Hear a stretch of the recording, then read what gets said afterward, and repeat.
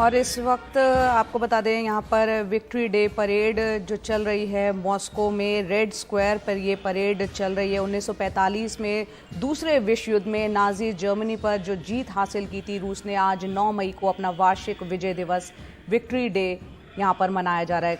कादम्नी शर्मा हमारे साथ जुड़ रही हैं, हमारी सहयोगी। कादम्नी, यहाँ हम तस्वीरों में देख रहे हैं कि सैन्य ताकत यहाँ पर दिख रही है रशिया की, रूस की, और उस परिप्रेक्ष्य में जबकि रूस और हम जानते हैं यूक्रेन का युद्ध चल रहा है। बताएं इस विक्ट्री डे परेड के बारे में। देखिए, वहाँ पर अभी राष्ट्रपति पुतिन ने अपना भाषण खत्म किया है जया, और उन्होंने अपने सैनिकों को प्रोत्साहित करने की कोशिश की है। इसको कई तरह के कॉन्टेक्स्ट में देखना बहुत ज़रूरी है, क्योंकि हमने देखा कुछ दिन पहले जैसे क्रेमलिन ने ये दावा किया कि यूक्रेन ने क्रेमलिन पर ड्रोन अटैक किया और उनकी कोशिश राष्ट्रपति पुतिन को मारने की थी। उसको देखते हुए यहाँ पर थोड़ा सा स्केल बैक किया गया है विक्ट्री डे प्रोसेशन जो होता है, और ये जो मिलिट्री माइट दिखाने की कोशिश कर रहे हैं वो भी अब दुनिया में उसको भी लेकर पश्चिमी मीडिया में खास तौर पर उस पर सवाल उठाए जा रहे हैं, क्योंकि जो एक युद्ध बताया जा रहा था कि शायद 48 घंटे में खत्म हो जाए, वो 1 साल से भी ज्यादा खिंच चुका है। लेकिन यहाँ पर पुतिन क्या कर रहे हैं, उन्होंने जो भाषण दिया है उसमें हम साफ तौर पर सुन सकते हैं किस तरह से अपने सैनिकों को वो प्रोत्साहित करने की कोशिश कर रहे हैं। कह रहे हैं कि देश को बचाने के लिए युद्ध से बड़ा कोई काम नहीं है। पश्चिमी देशों को के बारे में वो कह रहे हैं कि उनकी कोशिश ये है कि रूस को खत्म कर दिया जाए, और जो फ्रंट लाइन पर लड़ रहे हैं उनसे बेहतर कोई नहीं है, युद्ध से बड़ा इस वक्त कुछ भी नहीं है, और सब कुछ इन लोगों पर निर्भर करता है जो वहां पर युद्ध में शामिल है।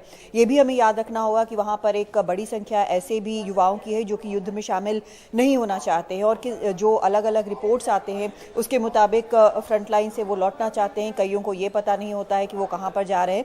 तो ये इस तरह की रिपोर्ट्स के बीच में और अपने दूसरे विश्व युद्ध के बारे में बताया, जो विक्ट्री डे परेड की जो वजह है, तो नाजी वो अब बाकी जो यूक्रेन के फोर्सेस हैं या यूक्रेन के नेता हैं उनको वो नाजी कहते हैं।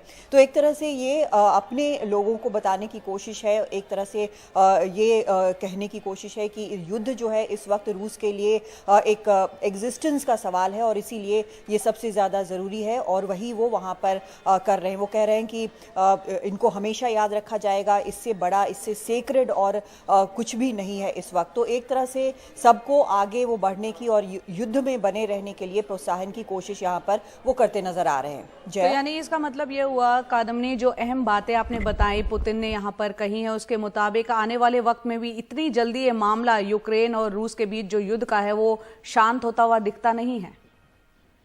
सवाल दोहरा पाए, मैं सुन नहीं पाई जी। कादम्नी, जो बातें आपने बताई, राष्ट्रपति व्लादिमीर पुतिन ने जो कही है, युद्ध को लेकर कहा है कि इससे ज्यादा अहम कुछ नहीं है, तो आने वाले वक्त में जो लग रहा था कि कुछ दिनों का ही युद्ध होगा रूस और यूक्रेन के बीच, ऐसे में लगता नहीं है कि वो मामला इतनी जल्दी खत्म होता हुआ दिख रहा है? बिल्कुल, पहले ही काफ़ी लंबा खिंच चुका है। आपको पता है कि किस तरह से कुछ इलाके ऐसे हैं जहां पर रूसी फोर्सेस जो हैं वो काफ़ी मुश्किल में पड़ी थी। बाखमुत का इलाका है जहां पर वैगनर फोर्सेस जो हैं वो कह रही थी कि हमारे पास एम्यूनिशन नहीं है, तो हम वापस लौट जाएंगे, पीछे हट जाएंगे। तो इस तरह की चीज़ें भी लगातार आ रही हैं, और ये बड़ा साफ है। रूस ने कहा है कि जिस तरह से ड्रोन अटैक हुआ है, उसका दावा है ड्रोन अटैक हुआ है, तो उसका जवाब दिया जाएगा। एक तरह से ये फिर से हम जो देख रहे हैं वो पश्चिमी देश वर्सेस रूस की तस्वीर जो है वो सामने आ रही है, क्योंकि जब ड्रोन अटैक हुआ तब रूस ने कहा कि यूक्रेन जो भी करता है वो यूएस के इशारे पर करता है। तो इस तरह की बातें लगातार चल रही है। अब उन्होंने जो भाषण दिया है उसमें साफ तौर पर एक तस्वीर जो बनाई है वो ये कि रूस के एग्जिस्टेंस का सवाल है।